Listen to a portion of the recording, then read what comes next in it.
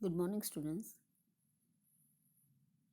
आज हम BSc part 3 botany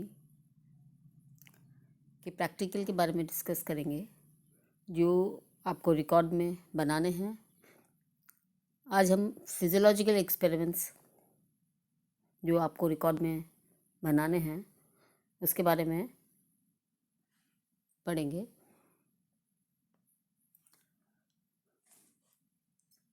सबसे पहला एक्सपेरिमेंट है आपका ऑस्मोसिस का। To demonstrate the phenomenon of osmosis by the use of potato osmoscope या osmometer। तो इसमें जो आपको रिक्वायरमेंट्स चाहिए इस ऑपरेटर्स को सेट करने के लिए, एक तो पोटैटो चाहिए, उसको आपको छीलना है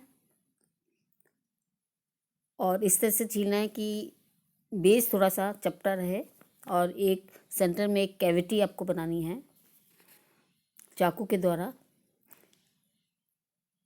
आपको वाटर चाहिए, बीकर में वाटर लेंगे और 10% शुगर सॉल्यूशन बनाएंगे और एक आलपिन लेंगे जो कि शुगर सॉल्यूशन का लेवल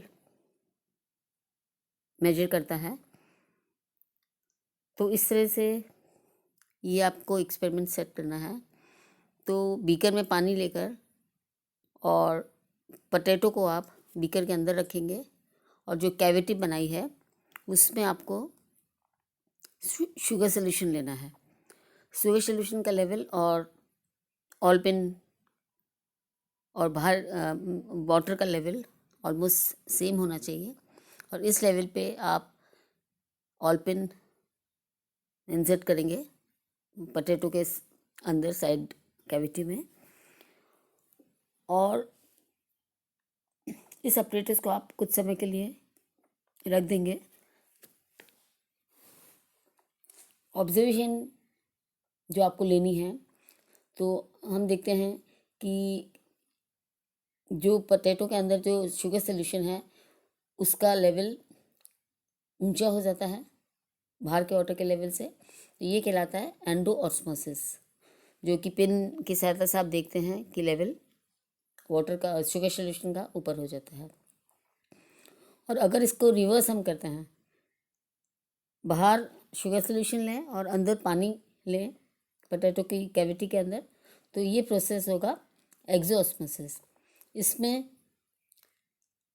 जो अंदर वाटर लेवल है वो नीचे गिरता है, जो कि ऑलपिन की सहायता से आप इजीली देख सकते हैं कि वाटर लेवल पोटैटो कैविटी में नीचे की तरफ गिरता है। तो ये कहलाता है एक्सोऑस्मोसिस।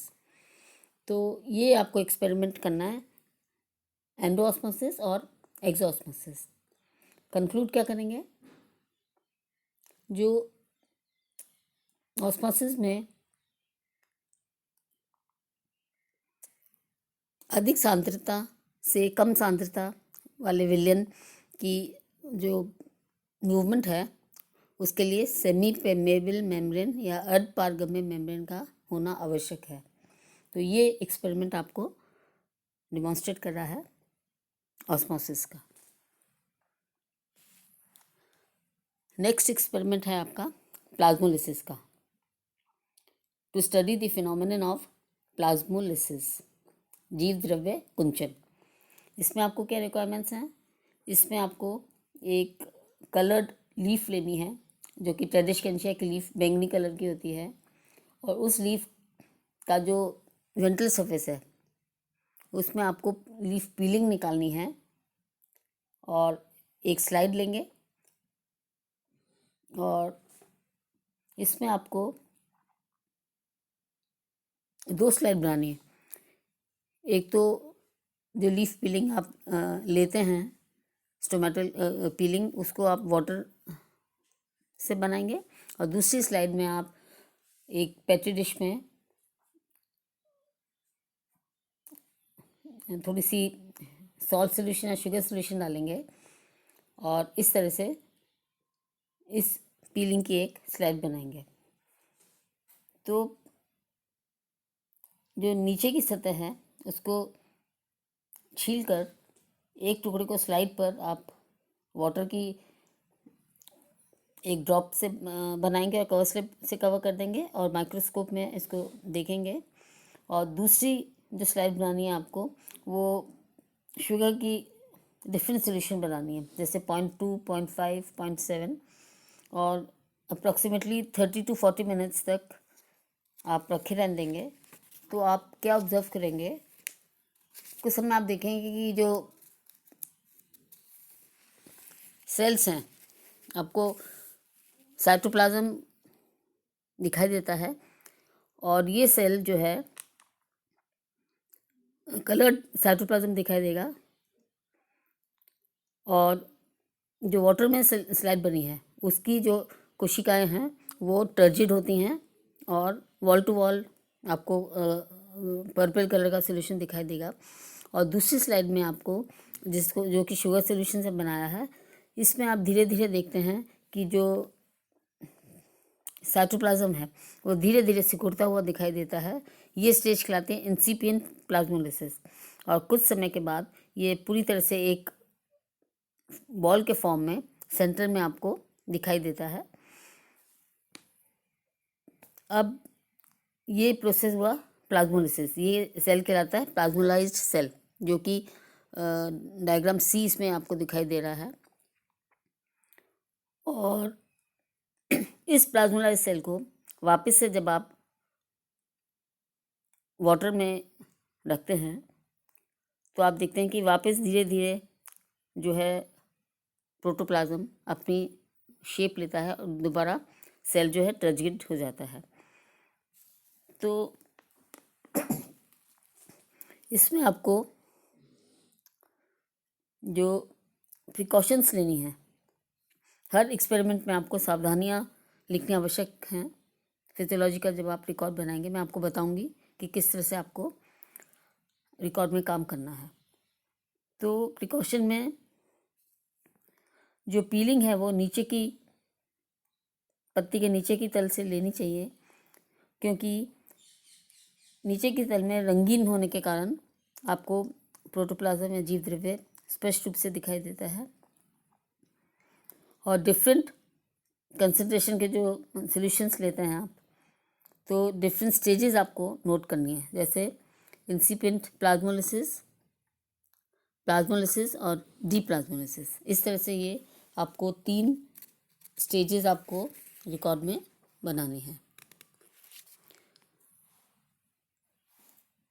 थ्योरी में आपने जब फोटोसिंथेसिस पढ़ा था तो अपन ने फोटोसिंथेसिस का प्रोसेस किसके द्वारा होता है, जो लीफ में जो पोर्शन है गैसेस एक्सचेंज स्टोमेटा के द्वारा होता है, जो कि लीफ के अंडर सरफेस पे आपको अधिक दिखाई देते हैं।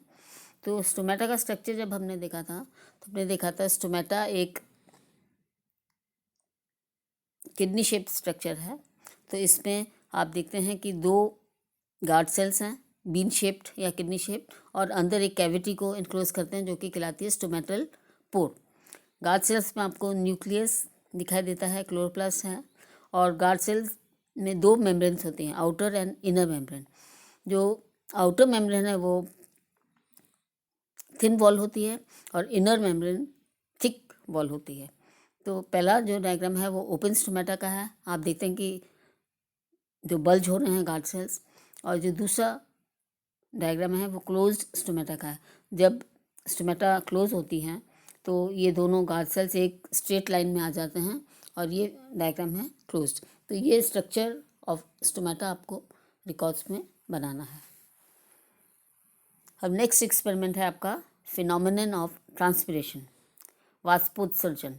तो हम देखते हैं कि ट्रांसपिरेशन क्या होता है। जो गैसेज एक्सचेंज होता है, तो जो वाटर प्लांट्स में से निकलता है वो ड्रॉपलेट्स के फॉर्म में निकलता है। ये प्रोसेस कहलाता है ट्रांसपिरेशन। तो इसको दर्शाने के लिए हम एक बेल जार लेते हैं और एक पॉटेड प्लांट लेते हैं जिसमें कि अच्छी तरह से वाटर किया हुआ हो, और इस पॉटेड प्लांट को हम बेल जार के अंदर रख देते हैं। एयर टाइट होना चाहिए। और कुछ समय बाद हम देखते हैं कि बेल जार के अंदर की सतह पर आपको वाटर ड्रॉपलेट्स दिखाई देते हैं, और ये डिमॉन्स्ट्रेट करता है कि ट्रांसपिरेशन में वाटर जो है वो गैसेस एक्सचेंज वाटर प्लांट से बाहर निकलता है। अब ये रेट ऑफ ट्रांसपिरेशन की दर मापने के लिए हम दो ऑपरेटर्स यूज़ करते हैं। जो ऑपरेटर्स कहलाता है वो कहलाता है पोटोमीटर। तो एक कहलाता है फार्मर्स पोटोमीटर और दूसरा है गेनोंग्स पोटोमीटर। तो दोनों में है वही चीज़ डिमॉन्स्ट्रेट करता है, लेकिन हम मोस्टली दो तरह के पोटोमीटर्स यूज़ करते हैं। तो फार्मर्स पोटोमीटर, इसमें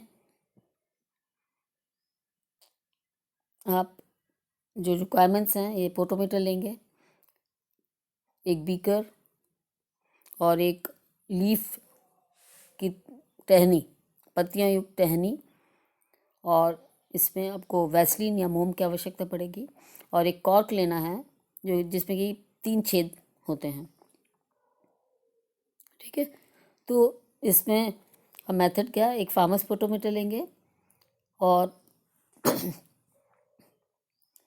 3 छेदों में से एक छेद में ये जो एक छेद में स्टॉप कॉक, एक रिजर्वायर है, वाटर रिजर्वायर है, इसमें स्टॉपर लगा रहता है, और दूसरी में आप जो है एक लीफ की ट्विग आप काटेंगे, और तीसरी में एक ग्रेजुएटेड ट्यूब, तीसरे छेद में एक ग्रेजुएटेड ट्यूब लगी हुई है। तो आप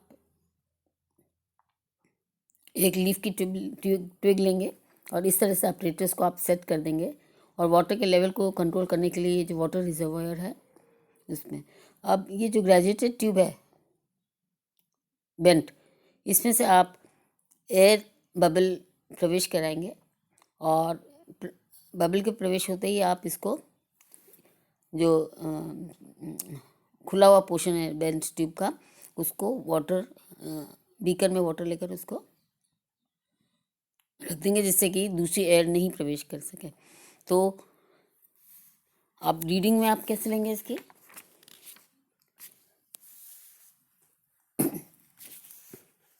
जब ये वाटर बबल मूव करता है, ट्रांसपिरेशन होता है, पत्तियों में से ट्रांसपिरेशन हुआ, वाटर ड्रॉपलेट्स निकलती हैं, और धीरे धीरे ये जो एयर बबल है ये मूव करता है, और इस तरह से इसको रिजल्ट करने के लिए आप कोई भी एक पैरामीटर फिक्स कर लेंगे, जैसे 10 मिनट्स में एयर बबल कितना मूव किया, तो वो आपका रेट ऑफ ट्रांसपिरेशन हो जाएगा। तो इसमें मेन जो प्रिकॉशंस आपको लेने हैं, दूसरा भी गेनॉक्स भी इसी तरह का है, लेकिन इसका ऑपरेटर्स इस तरह से है। इसमें ये गेनॉक्स ऑपरेटर्स है, इसमें भी वाटर रिजर्वायर है, और इसमें एक छेद वाला कॉर्क होता है, और दूसरा and bent and graduated tube है, और वो दूसरे एंड में वाटर, जब एयर बबल आप इंट्रोड्यूस कर देते हैं तो जो फ्री एंड है उसमें आप बीकर के अंदर वाटर लेकर, जिससे कि दूसरे एयर बबल प्रवेश नहीं कर सके, इस तरह से आपको ऑपरेटर सेट करना है, और जो वाटर लेवल है वो वाटर रिजर्वायर्स के माध्यम से आप सेट कर सकते हैं। तो इनमें आपको प्रिकॉशंस क्या लेना है ऑपरेटर सेट करने के लिए, एक तो सबसे ज़रूरी है कि वाटर जो ऑपरेटर्स है वायु रोधी होना चाहिए, एयर टाइट होना चाहिए, और जब भी आप शाखा या ट्विग को काटते हैं तो उसको जल में डुबो कर काटें, जिससे कि जाइलम में एयर या वायु के बुलबुले प्रवेश न कर सकें। शाखा को तिरछा काटें, जिससे कि उसका वाटर एब्जॉर्प्शन एरिया बढ़ जाए। तो इस तरह से ये रेट ऑफ ट्रांसपिरेशन आपको डिमॉन्स्ट्रेट करते हैं ये दोनों ऑपरेटर्स। अब ट्रांसपिरेशन में अनइक्वल ट्रांसमिशन आपको डिमॉन्स्ट्रेट करना है, इसके लिए 4 लीफ एक्सपेरिमेंट ये कहलाता है।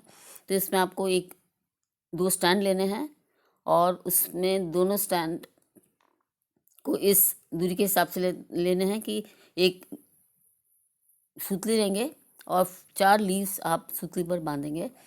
जो लीफ आप लेते हैं वो इस तरह से लेते हैं, 4 लीफ, जिनकी आप ABCD आप उसको नेम कर देंगे। तो जो लीफ A है उसमें आप वैसलीन लगाएंगे, दोनों सतहों पर Vaseline applied on both the surface. आप बांध देंगे डोरी से, सुतली से। दूसरी बी लीफ जो आप लेंगे उसमें वैसलीन आप केवल नीचे की सतह पर लगाएंगे। इसको भी आप नेक्स्ट सुतली से बांध देंगे उसी डोरे में। और थर्ड जो एक्सपेरिमेंट लीफ है वो सी है, जिसमें कि वैसलीन ऊपर की सतह पर अप्लाई करनी है। और फोर्थ लीफ डी, इसमें आपको वैसलीन नहीं लगानी है। तो इस तरह से इस ऑपरेटर्स को आप सेट कर देंगे और कुछ समय बाद आप देखेंगे कि ये डिमॉन्स्ट्रेट करता है कि जो अनइक्वल ट्रांसपिरेशन जो होता है वो अनइक्वल होता है फ्रॉम द लीफ। तो ज़्यादा ट्रांसपिरेशन कौन सी सरफेस से होता है? लोअर सरफेस पे, जहाँ पर कि स्टोमेटा सिचुएटेड रहते हैं। तो जब आप ऑब्जर्व करेंगे इस एक्सपेरिमेंट को तो आप देखेंगे कि जो ए लीफ है जिसमें कि वैसलीन दोनों साइड पर लगी हुई है, वो लीफ एज सच रहता है, उसमें सिकुड़ता भी नहीं है, वो फ्रेश रहता है।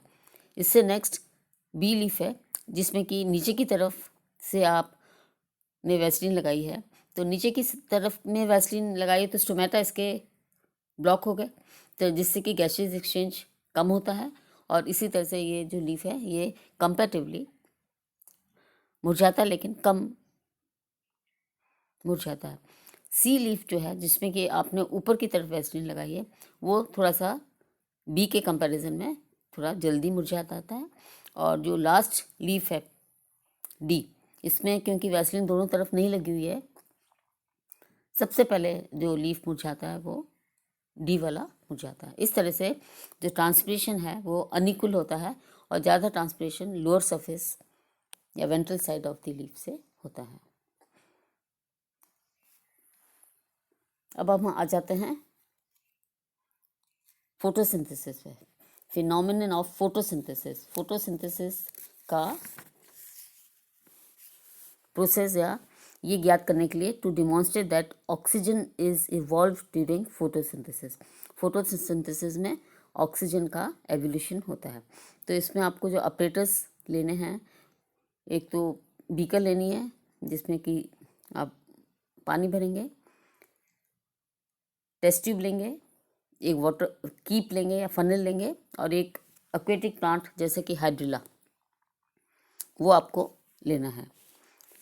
तो इसमें आप क्या करेंगे, एक बीकर में जल भर लेंगे और हाइड्रिला की कुछ शाखाएं को आप फनल की जो नली है उसमें इस तरह से लगाएंगे कि इसके जो कटे हुए जो ट्विग्स हैं वो फनल के जो कीप की नली की ओर हों, और इस कीप को जल से भरे बीकर में उल्टा करके रख देंगे। ठीक है, ऊपर इस तरह से रखेंगे कि जो टेस्ट ट्यूब के जो ऊपर की सिरे वाटर मतलब एकदम जो वाटर है वो सिरे तक डूब कर रहे।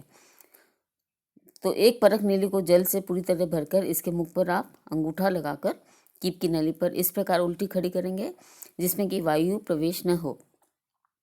इस स्थिति में परख नली जल से भरी हुई होनी चाहिए। जैसा आपको डायग्राम दिख रहा है, इसमें तो ऑक्सीजन एवोल्यूशन हो चुका है, लेकिन जब आप इनिशियल एक्सपेरिमेंट सेट करेंगे तो ऊपर की तरफ जो टेस्ट ट्यूब है उसमें पानी भरा रहना चाहिए।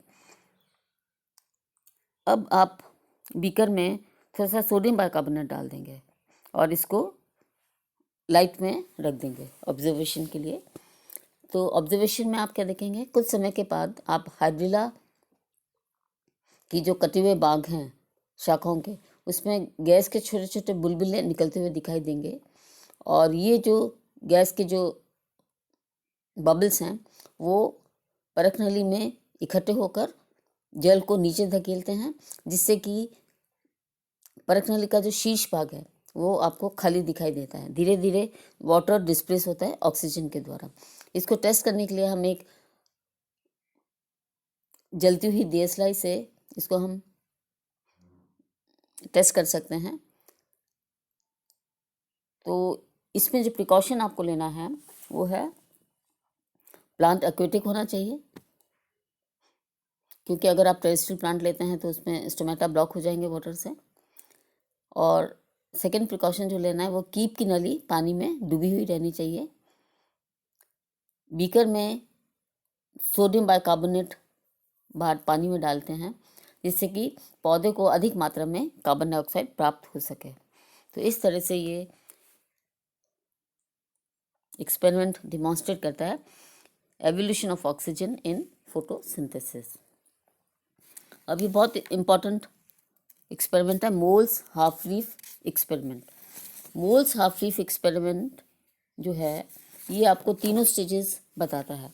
इसमें आपको बताता है कि light, carbon dioxide, water and chlorophyll are essential for photosynthesis. ये आप डिमॉन्स्ट्रेट किस तरह से करेंगे? By Moll's half leaf experiment.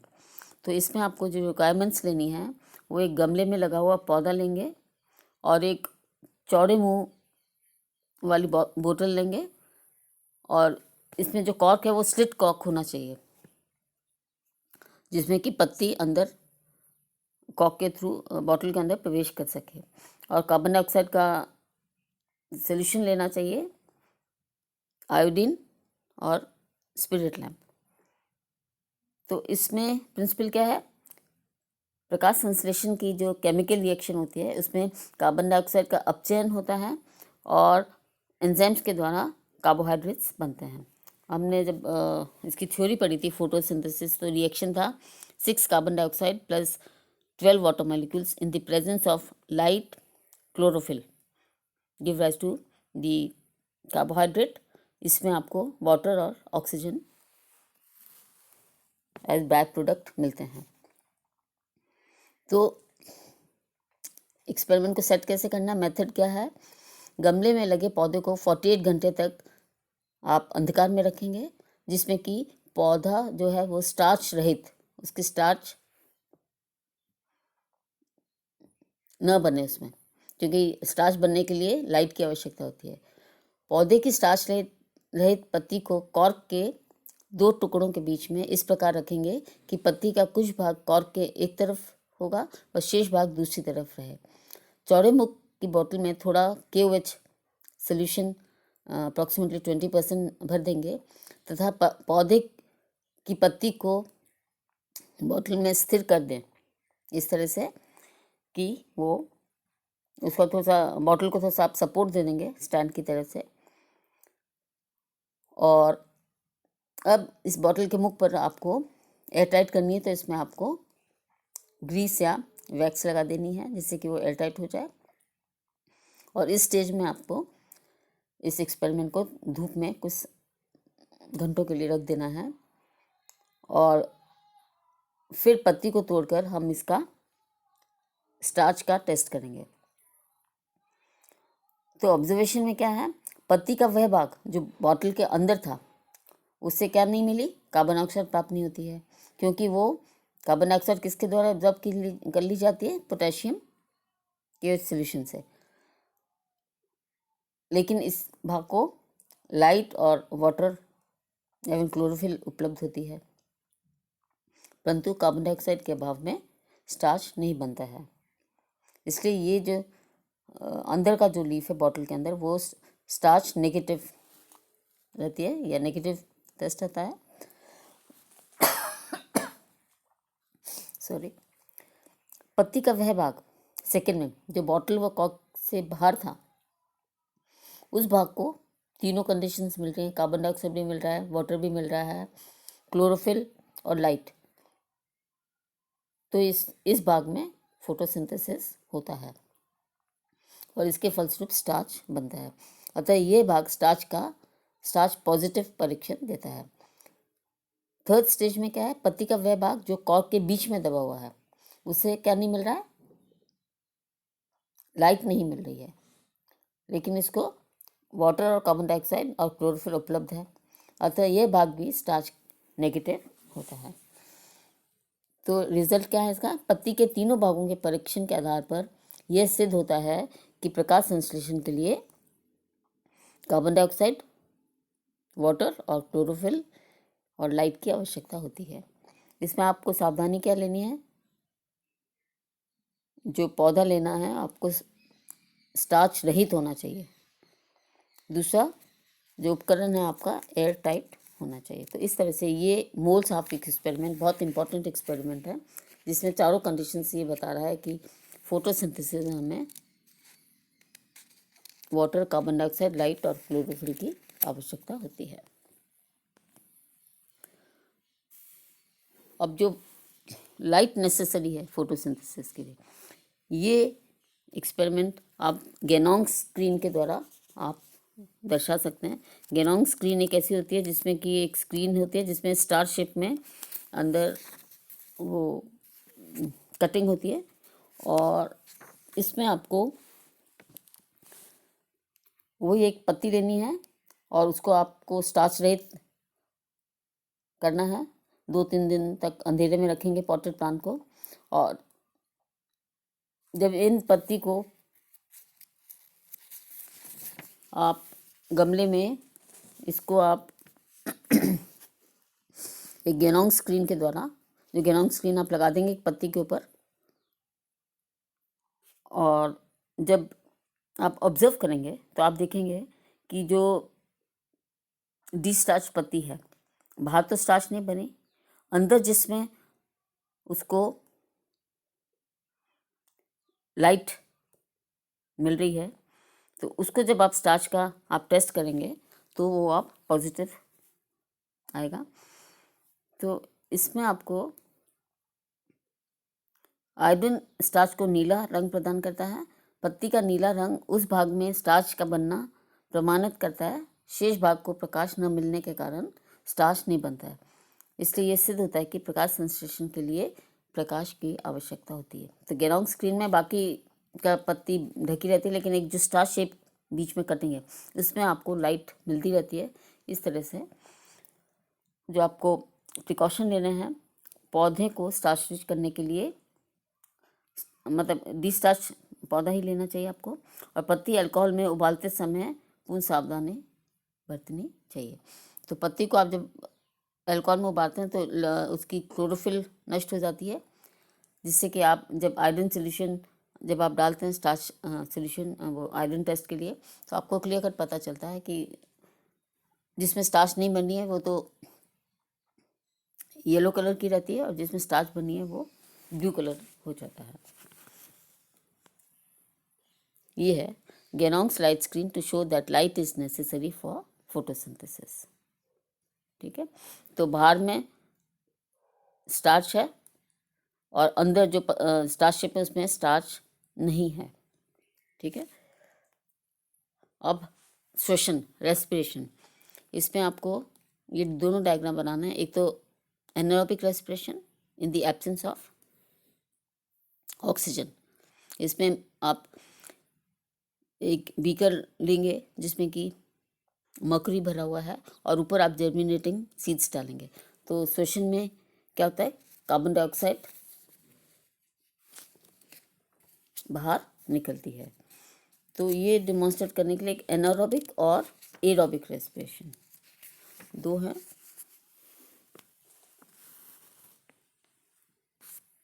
ये है एरोबिक ऑक्सीजन के प्रेजेंस में, इसमें आप देखते हैं कि जर्मिनेटिंग सीडलिंग्स लेते हैं और इसमें जो कार्बन डाइऑक्साइड निकलती है वो ये जो ग्रेजुएटेड ट्यूब है इस अपरेटस में जो बनी हुई है, जो बीकर में उसका एंड रहता है, तो जब सीड रिस्पायर करते हैं तो कार्बन डाइऑक्साइड निकलती है और जो ट्यूब का लेवल है वो रेज होता है। इस तरह से एनारोबिक रेस्पिरेशन और एरोबिक रेस्पिरेशन आपको डिमॉन्स्ट्रेट करना है। अब लास्ट एक्सपेरिमेंट है आपका to determine the value of RQ. इसका जो ऑपरेटर्स है वो कहलाता है Ganong's respirometer to compare the respiratory questions RQ. इसमें डिफरेंट सब्सटेंस लेते हैं with the help of Ganong's respirometer. तो इसमें जो प्रिंसिपल है, इसमें रेस्पिरेशन में ऑक्सीजन का उपयोग तथा कार्बन डाइऑक्साइड का विमोचन होता है, रिलीज होता है। एक निश्चित समय में श्वसन का में रेस्पिरेशन में जो कार्बन डाइऑक्साइड निकलना और ऑक्सीजन एब्जॉर्ब होना, उसका जो रेशियो होता है वो कहलाता है श्वसन गुणांक, रेस्पिरेटरी क्वोशेंट, जिसको कि आप एक फॉर्मूले के द्वारा कर सकते हैं। RQ क्या होता है? निष्कासित ऑक्सीजन का आयतन और अपॉन अवशोषित ऑक्सीजन का आयतन। तो जो रेशियो होता है इवॉल्व ऑक्सीजन और एब्जॉर्ब ऑक्सीजन का जो रेशियो होता है वो कहलाता है RQ। तो इस तरह से ये गेनॉक्स रेस्पायरोमीटर में आप देख रहे हैं कि इसमें आप ये रेस्पायरोमीटर है जो आपको सेट करना है, वो गेनॉक्स रेस्पायरोमीटर का जो बल्ब है वॉल्व खोलकर इसमें आप थोड़ी सी जल की बूंदें डालेंगे और एक फ़िल्टर पेपर को भिगोकर बल्ब के बेस में रख देंगे और इसमें जर्मिनेटिंग सीड्स जिसका कि आपको RQ डिटरमिन करना है वो आप इस बल्ब के अंदर रख देंगे। और रेस्पायरोमीटर के दूसरे सिरे में सॉल्ट सॉल्यूशन भरना है आपको। ये इसलिए प्रयोग में लिया जाता है क्योंकि ये कार्बन डाइऑक्साइड को अवशोषण नहीं करता है, कार्बन डाइऑक्साइड को एब्जॉर्ब नहीं करता सॉल्ट सॉल्यूशन। अब वॉल्व को ढक्कन या स्पॉटर द्वारा बंद करना है आपको। एक स्टॉपर रहता है और इस स्टॉपर में भी होल होता है और जो बल्ब है उसमें भी होल होता है, एक छिद्र होता है।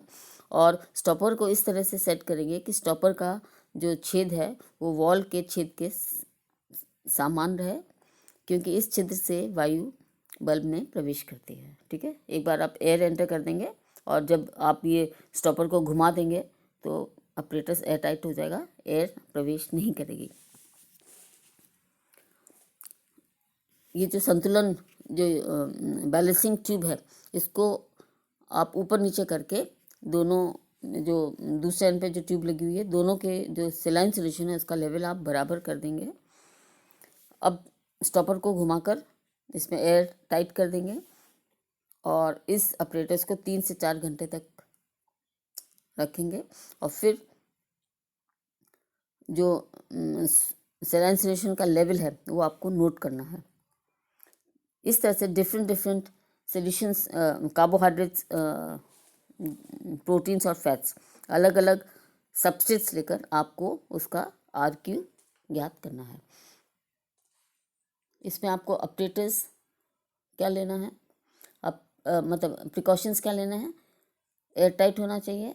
और यदि आप सब्सट्रेटरी मटेरियल हरी पत्तियां या हरी कलियां लेते हैं तो श्वसन मापी के वॉल्व को काले कपड़े से ढक दें जिससे कि उसमें रेस्पिरेशन या फोटोसिंथेसिस ना हो सके। और जो रेस्पिरेटरी सब्सट्रेट हैं वो लिविंग कंडीशन में आपको लेना है। तो ये सारे एक्सपेरिमेंट्स हैं जो आपको रिकॉर्ड में बनाने हैं और जो आपको तरीका रहेगा वो सबसे पहले आपको क्या लिखेंगे, ऑब्जेक्ट, जो भी आप एक्सपेरिमेंट सेट कर रहे हैं।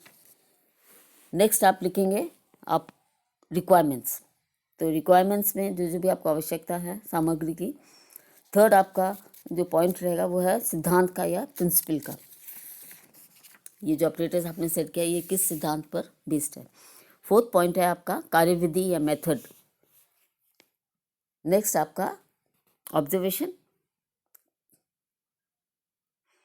एंड रिजल्ट, और फाइनली आप कंक्लूड करेंगे प्रिकॉशंस, सावधानियां क्या क्या आपको लेनी है ऑपरेटर्स को सेट करने में। तो इस तरह से पॉइंट वाइज आप रिकॉर्ड्स में ये एक्सपेरिमेंट लिखेंगे। हर एक पॉइंट के एग्ज़ाम में मार्क्स होते हैं, जैसे आपने सावधानी नहीं लिखी तो उसके मार्क्स आपके कट जाएंगे। और डायग्राम तो आपको बनाना ही है। तो इस तरह से आपको जो फिजियोलॉजिकल एक्सपेरिमेंट्स करने हैं वो मैंने आज आपको समझाया। अब नेक्स्ट टर्न पे जो दूसरा आपका पोर्शन है उसको कवर करेंगे। Thank you.